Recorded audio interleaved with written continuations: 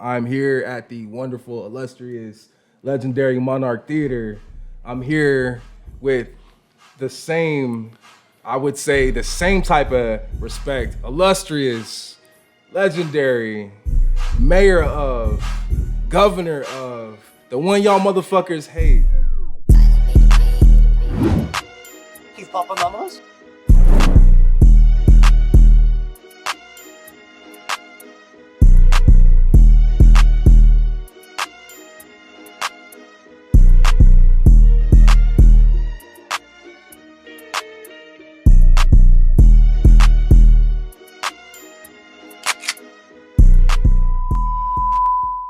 Yeah, that's Justice right here. What's up, baby? How you doing, doing, bro? sir? What's good with you, man? Good to see you. Good to see you. Appreciate you. Hey, I've known Mans for a while. Since the beginning of this shit, I've known Mans, and he's done his thing, man. I've seen him come, just like everybody we talk to, man. I have a understanding of their journey, and seeing Guy come to where he's at now is crazy. It's crazy. It's crazy. It's crazy. It's never been done, at least from my viewpoint. I haven't seen it been done out here. Just a different type of guy, man. Different type of energy, different type of game, and I'm glad he sat down here with us and let us come here at Monarch. You aren't just a promoter, right? No, I'm not a promoter. Oh, you're not. I'm not. I'm a community organizer. Get the fuck out of here. Community organizer. I'm a community organizer. What do you organize in the community, sir? I organize everyone. How do you think we make a festival happen? Okay. You know, I hate the term promoter. Okay. Because every promoter I ever dealt with in my career was janky. And I'm not janky. You're not janky. You said I'm it on fair. Record. He said it on record. Okay. I'm fair. You're fair. All right. Before we get into the good stuff, let's talk about the great stuff. Your origin point, where you came from, where you started, how you got to where you're at right now. Origin. My genesis is Cutthroat Logic. It'll always be CTL TAF, Cutthroat Logic, today and forever. Let these niggas know what that is. Cutthroat Logic was the premier rap group in the early 2000s. In Arizona, we set the bar for local hip-hop concerts. We were the first local rap group to sell out our own shows and headline our own shows regularly from approximately 2002 until about 2006. We had a really solid run. I mean, obviously it lived on and we kept doing stuff, and you actually used the final Cutthroat Logic album to launch Respect the Underground. That was our album release party, is how I launched the company and segued into RTU. So Crazy. When I transitioned from Cutthroat into RTU, I actually used the Cutthroat Logic final album release party to segue into RTU. But it'll always be CTL TAF. I mean, you see TAF around town. You still do. Shout out to the little homies. That is it's a movement. That's North Side? No, That's it's everywhere? all state. That's everywhere? Okay. Yeah. All TAF is much bigger than me. Okay. Yeah. What made you jump into the community organization? So What made you go from rapper to organizer? we'd always sold out our own shows. Okay. Like we never relied on I take that back. Shout out to TMC Presents, Audacity Entertainment, rest in peace, Audie Carter. In the early 2000s, there was no platform in Arizona.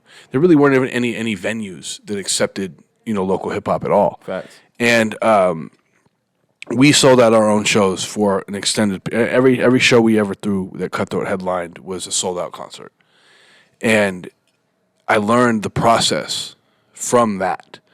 And then when I turned 30, and I was like, yo, like I'm getting older. Am I going to continue? Am I going to get out the game completely? Because I knew it was our last project as a group. Okay. Or am I going to take these resources in this game and all this knowledge that I've acquired, and am I going to apply it to building a platform for the community? And my biggest testament was like, can I do this with someone other than myself? So the first RTU event was Cutthroat Logic headlining. The second was Trap House. Okay. So at the time. And if it wasn't for Trap House, God rest his Rest in soul, peace. Taiki, we love you. Haters for the fucking week. Facts. If it wasn't for Trap's Kiss My Converse album release party, Respect the Underground would not exist. Because he came in 8 weeks after Cutthroat Logic's album release party and dropped Kiss My Converse, and he shit on us. We did like 600 people. Yeah. This man did 780, and we had a line around the block of people who couldn't get into Joe's Grotto. Wow. For Joe's Trap's. Grotto, that's throwback. Yeah, Okay. for Trap's album release. And it was so monumental and pivotal in the trajectory of the company because it showed us, oh my God, we can do this. We can copy paste the formula to anybody who's got a quality product. There's somebody in the community. They got hustle. Okay. And we can crack off this local market. We can crack off these local shows. So in year one, we cracked off like, I think 6 RTU events, and then we created what was called the Up Next Sundays, which was like a farm league for artists that we weren't really familiar with. Because what happened was we created a registration process, and we had like 50, 100 like dope acts. But Okay. if you break down 100 acts, that's really only like 8 concerts. Like, let's keep it real. If you Okay. put, X amount on each show, you put 8 on each show or 10 on each show, then you've already ran through everybody in like 8 or 9 shows, right? All right. But we had like 700 artists I'd never heard of. And at first I was like, man, how am I going to, like, what are we going to do? Because a lot of the music was questionable. It was like cringeworthy, Yeah. like we were cracking on it. Like, Yeah, wow, yeah. this is really bad. But then they were good people. They weren't like I can't, because my taste doesn't like what you make as art. Does that mean your art is trash? No, it means that your art needs more resources to develop. They didn't have access to studios. They didn't have access to producers. They didn't have access to a platform. They'd never been on stage. They'd never heard their song live. How do you know a song is whack in a live performance setting if you've never had a platform to perform it? Fair enough. You don't know what you don't know until you don't know it. So we created Up Next Sundays, and Up Next Sundays is the business model for what is now RTU. Okay. Because it became just give me $100 and keep 100% of whatever you sell. And like I would have cats come in and run up a bag. Like they come and dap me up like, yo, fam, I'm in a band tonight. Thank Yeah. you. And I'm like, you made a fucking $1,000? And they'd be like, yeah. And I'm like, that's fucking awesome. Good for you. High five. Let me buy you a beer. Like, because anytime somebody benefits truly from the platform, like they utilize the promo, they utilize the platform, they make money, they network, they make new fans. That shit that makes me like excited because I'm like, finally, somebody that gets it. Okay. It's not everybody gets it. That's true. The question it proposes to me, and I guess it's expanding upon the original, what got you here. What was it that made you say, this is our last album? Like, because you're telling me every show y'all selling out, right? Every show y'all selling out, you doing your thing. So what was it that made you go like, this is the last album, it's the last show we gonna do? Why didn't y'all catapult from there? So it was just clear to me that my brother Deontay Perry, he was like my best friend since we were little kids, right? He had come to the end of his road as an artist because we invested a tremendous amount in our last album, and we sold the licensing agreement to MTV for like a movie and TV show thing. Okay. And it wound up getting placed on a video game called Battlefield Hardline. So we got actually 2 singles that went 6 times platinum. Fire. But like the money that we saw from that was like minuscule in comparison, right? And we had come to like, we knew that the creatively, he didn't want to he wanted to focus on his family. He was going into real estate. Like Okay. we both been in the corner touching 30. Okay. And he just didn't want to rap anymore. You could see he had lost his. That It was vigor. over for him. Yeah. Probably well before that, but he just kept thugging with me because he loves to make music, and he hadn't finally come to the. It was just time for him to go on to a new chapter. Okay. And I always love him. He'll always be family to me, but his road came to an end. Okay. And it was like I was last man standing, so I'm still going to carry the torch. But I knew there was something greater than just pushing my own brand. Like I've been pushing this brand with Cutthroat since I was 18 years old. So you're looking at like 12 years. 14, because we launched the company in 2012. First event was 2013. So you're talking, a solid 15-year run of us making music and putting out projects and touring and doing some really cool shit. So like, I wasn't ready to walk away. Plus, Okay. I don't want to work a job. Like I've been in the streets, I've been in cannabis forever. Like, Working sucks. It does. yeah. Like 9 to 5. I'm a terrible employee. Yeah. I'm a great business partner. like But that. if you are my boss, I'm going to milk this clock and like finesse the system any way I can. And something that I'm passionate about, I'm gonna work 15-hour days and not blink. Yeah. So like I just wasn't ready to walk away from Arizona hip hop because while we were pushing this album, I had started hosting concerts. Okay. And I was hosting across the country because every time I would host a show for Sean Healy or Universal Music or insert promoter in the Valley here, because I would promote it, they would pay me to show up. They'd give me like $250, right? Well, I'd take that $250 and I would go press 500 EPs of the Cutthroat Logic album.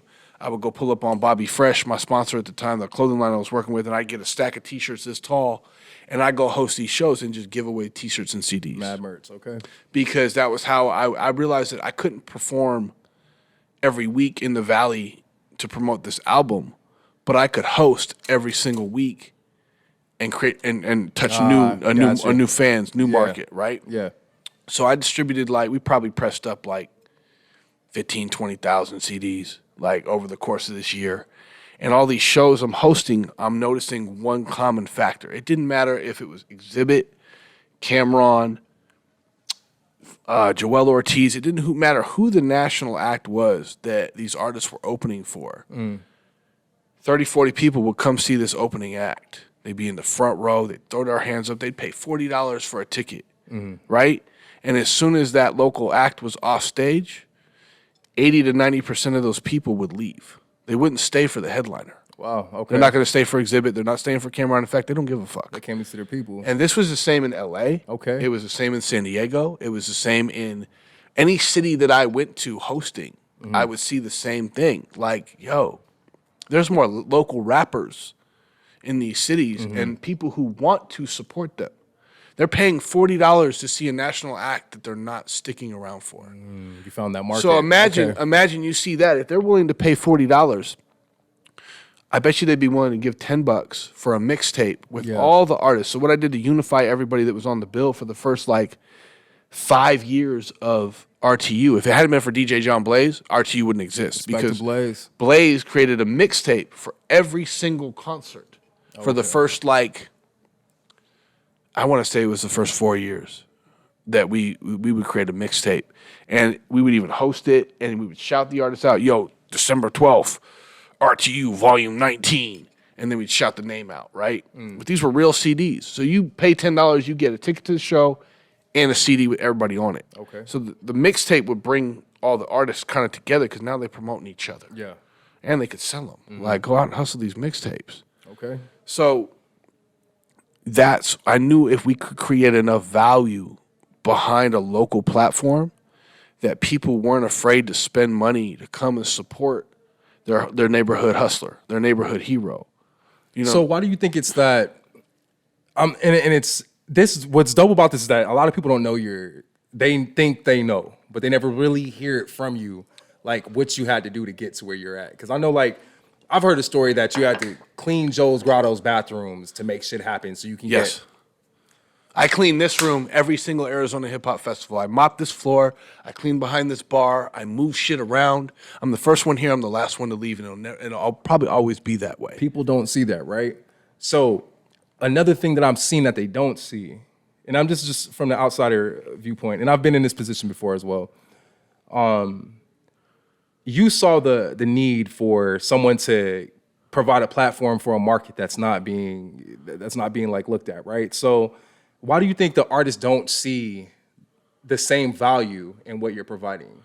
And I'm not going to say all artists. But there is quite a bit that don't see the. You're always going to have the acts that have delusions of grandeur and don't understand the work that goes into building any business's brand. The stage will humble you. The filet mignons of the world that like to run their mouths, but have never filet mignon? Exactly my point. Okay. I'll never mention a bitch by name. I'm always gonna give him a whole ass I got a nickname. crazy story, but go ahead. Yeah. Anyways, we'll get it. Yeah. And he got a pass. He almost got slept, but I ain't no bully, and I didn't realize he was only 4 feet tall until I met him in person. So wow. God bless him. Wish him the best. Yikes. Anyways, people don't. The internet is cancer. Facts. As much as it is the information highway, as much as it is God's gift to humanity to build businesses from the comfort of your own home, and all you gotta do is show up and create dope content.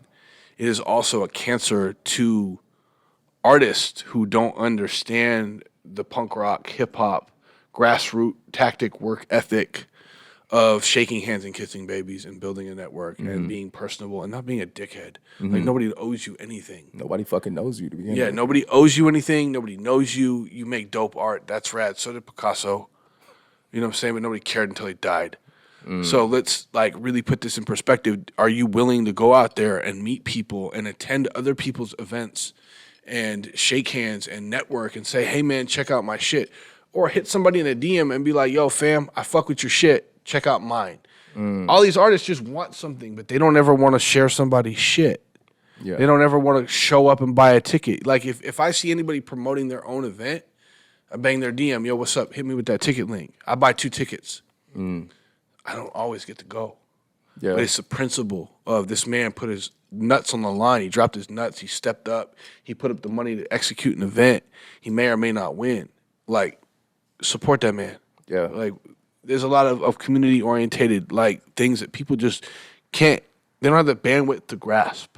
I can't be mad at them. You know, they're special. It's okay. Keyword, you said community, and I've been stewing on this, thinking about it when you said it, that you're a community organizer, right? And I know there's gonna be some people that are gonna take offense just because they're looking for that energy, right? So what do you say to the artist that's like, who's this white guy to say he's organizing my community? Because you have the people that says hip hop is just black, right? Correct, it is black culture. Okay, so when you say acknowledgement, I like that. So when you see people say, hey, this dude's a culture vulture, bro. Like, yes, he provides a platform, but the platform wouldn't exist if it wasn't for us. Was Leor Cohen a culture vulture? I would say yeah. Yeah. I would say yeah, but he's necessary. Okay, if Russell Simmons and Leor Cohen hadn't started Def Jam, where would hip hop be? I'm just saying, like, they only use my ethnicity to identify because it's all they got. They can't call out my character. They can't pull up and flex on me or press me. When you can't push somebody around, you're going to slander their name. And if all they got is the color of my skin, then they're always going to exploit that factor. But at the end of the day, hip-hop is universal in 2023. It always has been. But it does come from black culture. It comes from the urban communities. Like, I am a guest in the house of hip-hop. I always will be. But I have been at this barbecue since I was knee-high to a fucking grasshopper. And you can ask my day ones. My brother, you call him right now, fucking FaceTime him right now, don't even tell him you're calling. And he'll say, Just was born at the barbecue. Like, he's been at the barbecue as long as I can remember. But I don't remember a time when I wasn't. Because my heroes are black. They always were, because of Michael Jordan and Bo Jackson and Mike Tyson and Michael Jackson. Like, I was into sports. Okay. I grew up on military bases. My heroes were black because of sports. Okay. Sports brought me to hip-hop. You feel me? Yeah. So, like, I'm 5 years old. Michael Jordan's my fucking hero. I don't know this man's any different from my dad. All I know is this motherfucker can jump from the free throw line. yeah. Like, he's my hero. He can fly. This color of his skin had no bearing in my admiration. Like, it didn't even exist because my dad raised me in a household of light and love. Like, my dad's super religious. So racism didn't exist in my home. So I didn't know what that was until I became a teenager. Okay. Like, I had to become older and see it to realize this is even a thing. Like, I was perplexed at, what are you talking about? Like, what? You grew up out here the whole time? No, I grew up on military bases. Oh, that's right, you did just So say it, I'm my bad. I'm fourth generation Arizona. How long have you been out here? Since 1993. Okay. So, well, my father retired from the military in 93, but my dad went to McClintock High School. Hey, Charger Nation, red and blue, shout out, respect. Yeah, he's ASU. He was a Right. Sun Devil. My grandfather was born in Sonora, Mexico. So, gringos. My grandpa was born in Mexico. Okay. My family was raised in Arizona. I'm fourth generation Arizona, but we grew up, you know, on like 8 different military bases coming up as a child, but we always came back. I'm so Arizona, my dad came here on vacation on July 4th when it was 126 degrees. Who the fuck comes to Arizona on July 4th at 126 degrees on vacation by choice? Yeah. Like, you spent money to come here when it was that hot. Okay. You wild for that. All right, I got you. Never in a million years. But so You're not a vulture. You're not a vulture. That's if they feel that way, then let them feel that way. That's not my place. I can't judge another man for how he feels about me. All I know is my truth. But you know from you, I know my character. I know what I do. Okay. Do I run a profitable business? Yes, but my business wouldn't be able to sustain an 11-year run if we weren't profitable. If we were a nonprofit organization that was funded by the government or some kind of grant, then maybe it'd be different. And maybe one day that'll be the case. But right now, this is a business that I use to feed my family, to feed other people's families, to provide jobs, and provide a platform in a community that had no platform until this platform existed. So if they want to call me a vulture for that, well, then bet. Create your own platform. Please, by all means, and do better than me. In fact, make your events free. But here's what I would like to regard in regards to that. So there are certain promoters in the Valley that say, we're the home of the free concert. We don't charge artists. Justus is a fucking janky blah, blah, blah. Check it out. You got a free show, right? He didn't charge you to perform. Did they charge people to get in? Did they give you a percentage of those sales of the profit that they made from the people who paid to get in? Okay. You bitch-ass motherfuckers are getting hosed because your people are paying to get in and you're performing for free, but they're paying to get in. You're still selling tickets, player. You just too stupid to fucking understand it. I'm glad he said that. For one, I thought he was there's gonna no say such bitch-ass thing. niggas. I was like, oh shit, hold There's on. no such thing as a free show. All right. It does not exist. Go to the park, throw yourself a fucking whatever the fuck you want. It's free to go to the park and rap over a boombox. But when you're renting venues and hiring security and paying DJs and getting insurance and running marketing and hiring a staff to execute a 12-hour event and feeding everyone, that costs money. And hopefully you generate a profit from that so you can continue to do that in the future. Okay. I digress. Okay. No, you on it. You're on it. Okay. So, all right. So y'all need. Okay. So you're telling them. I just think it's funny. I'm definitely weak because I definitely thought you were you bitch ass niggas. I was dying inside right now. I know. Listen, I get a lot of passes. That's not one. Yo, hold on. Time out.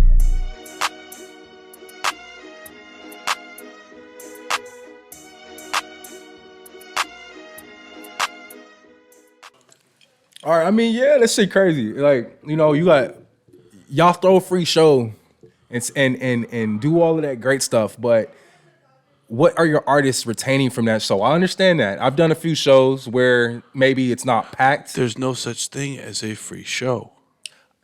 I'm agreeing with you. There's no such thing as a free show. Doesn't Somebody's exist. getting paid. Somebody's paying for it or somebody's getting paid. Oh, both sides of the coin. So someone's paying and someone's getting paid. But the question is within that, where do the artists fit? Right? So in your situation, because I've paid rent off of fucking RTU shows. I don't give a shit what nobody has to say. I've said it multiple times and I'll say it again. I paid rent off this shit. And you know how much joy that brings me. Because you did like proof of concept. And you also took full advantage of all the resources. Like the resources that artists get now, they get an online flyer, they get physical tickets, $200 to start, and if you can get off more, man, I'll hand you a box. They get an unlimited guest list, which they can take donations digitally and run up and turn it at the door. Yeah, they had none of that. They get a live radio interview. On Icon, they come in, do an interview. They got backstage interviews before the show. Like, if an organizer or a promoter even, per se, and when I said promoters are janky, I have dealt with some really good people in the beginning phases of my career. TMC, Ty Michael Carter, that did me right. But they still made a bag off of what we brought to the table. Okay. So like when artists are upset because they pay to open up for said national artist, I never got charged, but I pulled up 100 deep and everybody bought a ticket. Mm-hmm. And if you can't do the basic math of tickets are $30 at the door, you pull up with 300 or 100 people. I just cashed out 3 bands for a slot. I've never charged anyone $3,000 for a slot. In fact, I'll bring out Boosie and you get a slot for $500 and I'll give you $2,000 worth of tickets.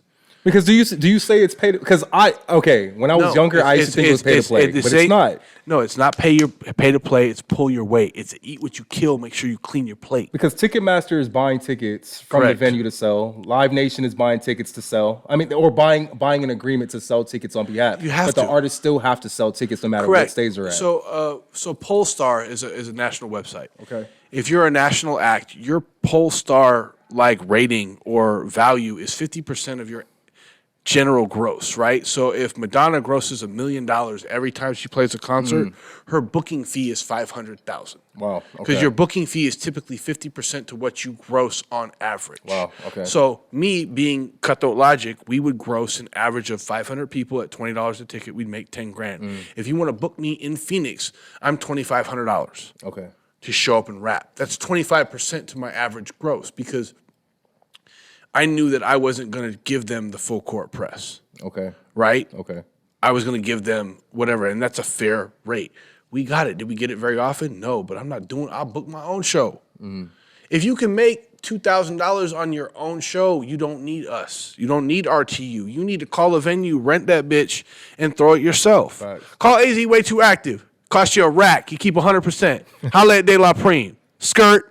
Feel me? What's that skirt? Stop playing. Go rent a venue. Yeah. It's okay. Yeah. You don't have to rely on RTU, but RTU is going to take all the liability.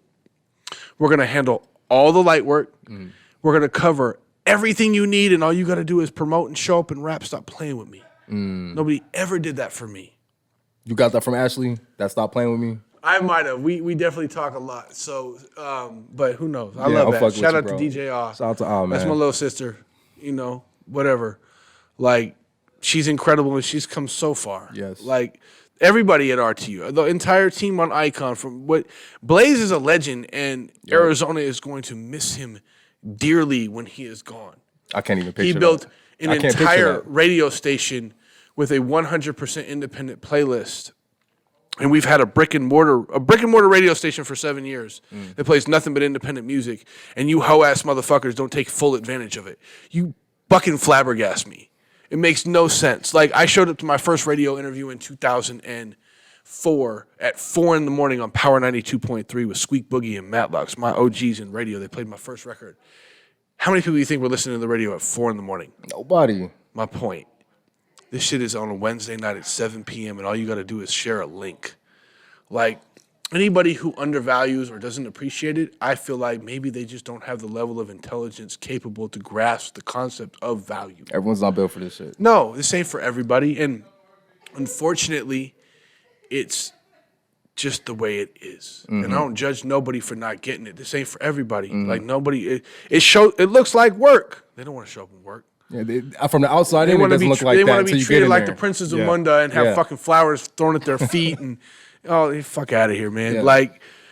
Show up and work, man. We provide a platform to give you the opportunity to get a bag, build your brand, grow your network, and have a dope experience. If you just make dope music and you want to come out for fun and invite all your homies, you can just pull up on me and we can have an agreement and let's create something dope. So you've had mad festivals. Number 9 was this year, right?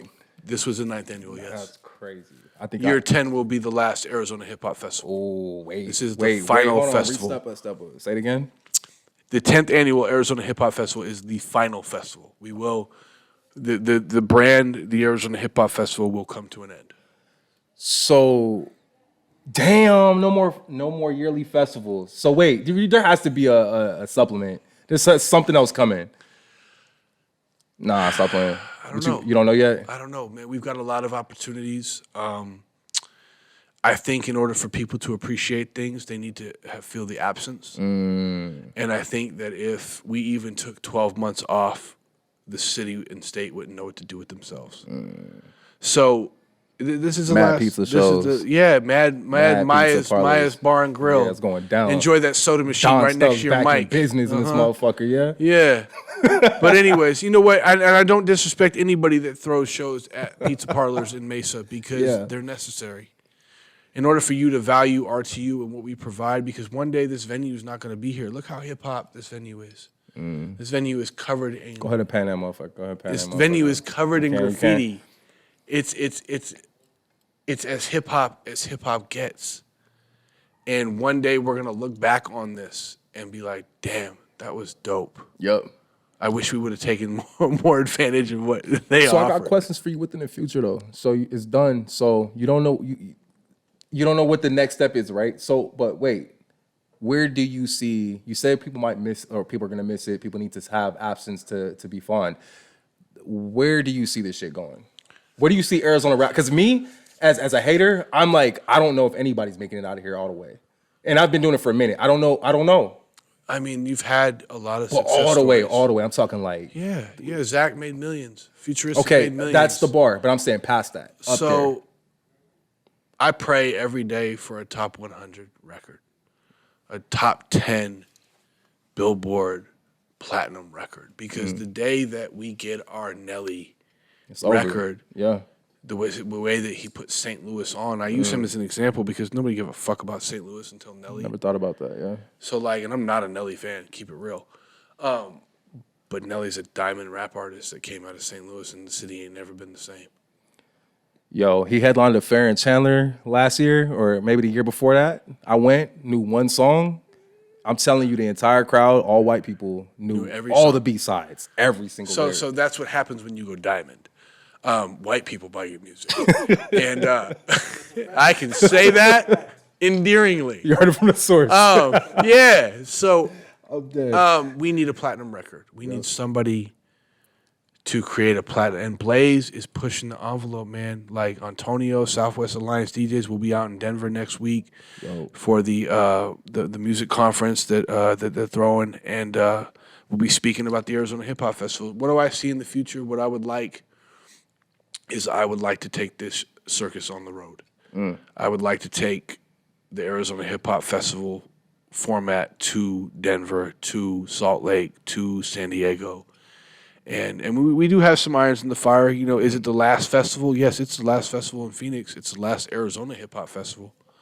But, you know, God knows what's next. I don't know what's next. I gave it to God. You know, like, my heart's in a different place now.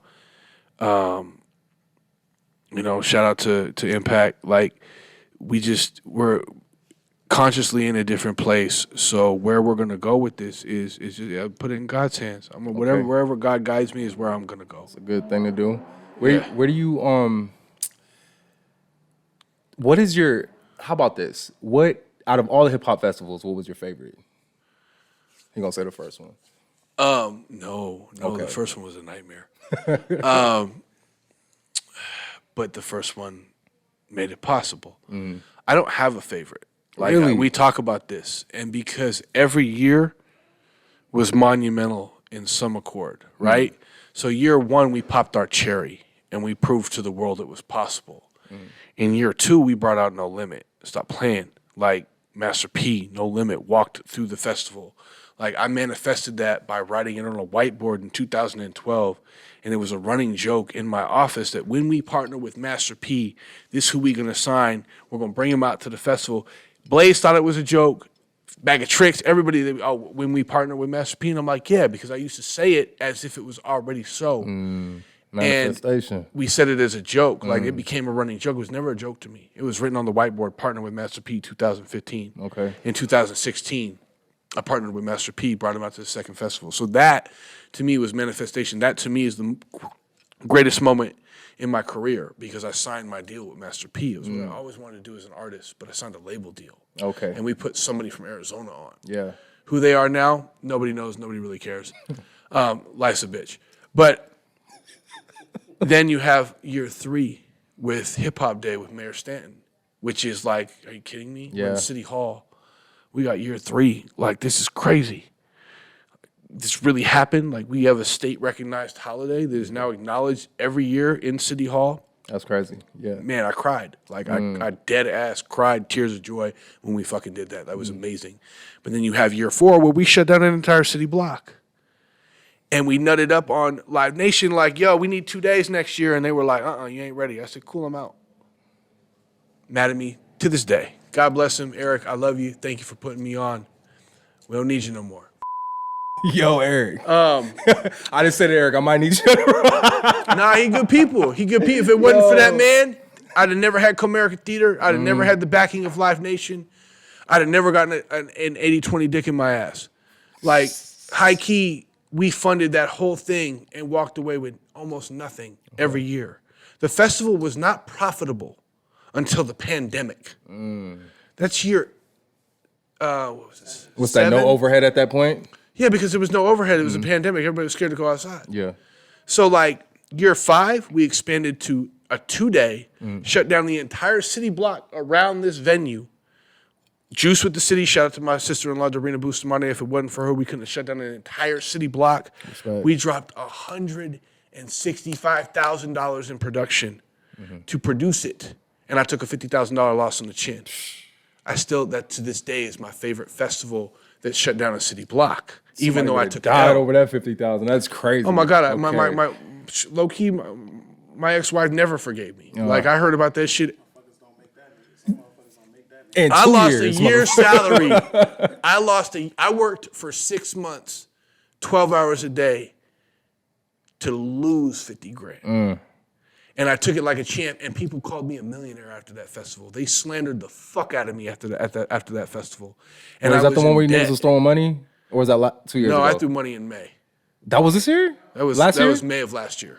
Oh, I'm fucking been inside for a minute. And that was another. So, year 5, I mean, it was so monumental. And then year 6, to me, year 6, from a production standpoint, from an attendance standpoint, was the best festival we had ever had because we shut down a city block around Press Room.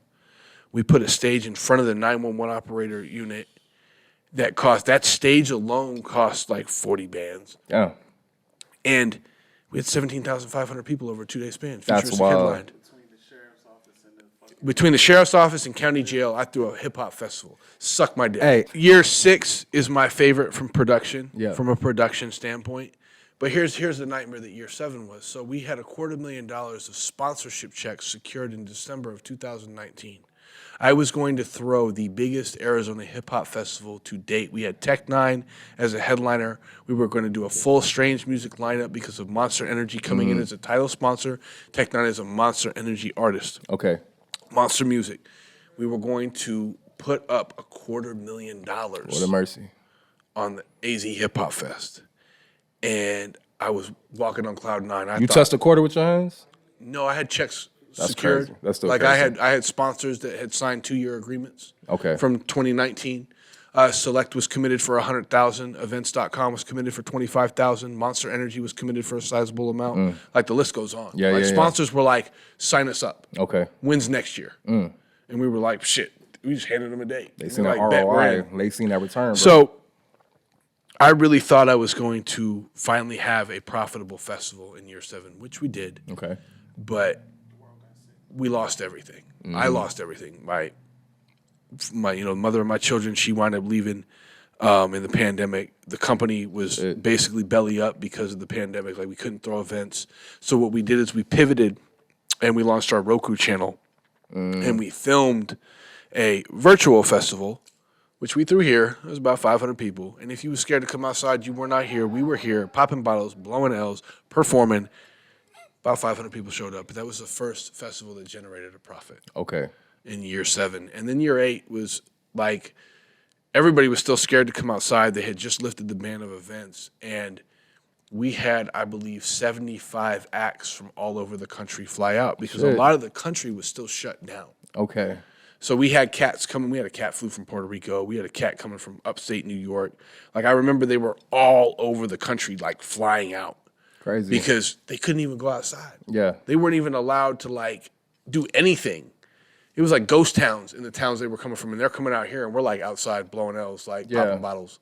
So that festival was monumental because it was the most profitable festival. So what was your least favorite? Least favorite? You gonna say it first? No, I don't have one because You don't got a least or a favorite? You neither? I don't have a least favorite. What about this year with Death Row? Death Row? Yeah, it was incredible. Yeah.